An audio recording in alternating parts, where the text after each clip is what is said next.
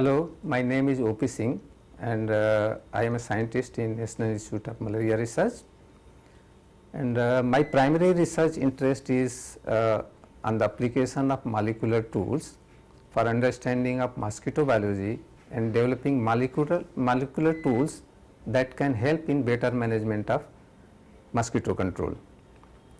Initially, I worked on the developing molecular tool for the identification of sibling species of malaria vector, and sibling species are actually distinct biological species.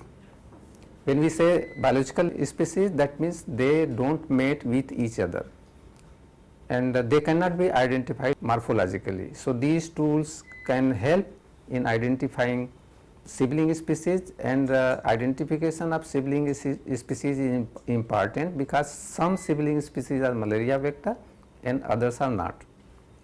So, identification of sibling species is actually crucial for vector control, and currently I am also involved in understanding molecular basis of insecticide resistance in mosquito for effective insecticide resistance management, and also to develop molecular tool for detecting insecticide resistance in field population of mosquito.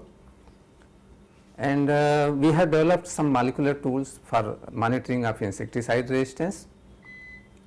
And you know that insecticide resistance is actually great challenge for malaria control, because our malaria control is mainly dependent on insecticides, and so far all major malaria vectors have developed resistance to all of the insecticides which have been used in the past except synthetic pyrethroid, and currently we have just only synthetic pyrethroids that are safer insecticide, and we do not have any molecule to replace them. And in our laboratory we are trying to understand what kind of genetic changes are actually taking place at the genome level, by which mosquito is able to counteract against these insecticide. And we have identified a mechanism where some of the genes which are responsible for the insecticide resistance are duplicated several times, and due to these duplication they produce higher amount of enzymes that metabolize insecticide.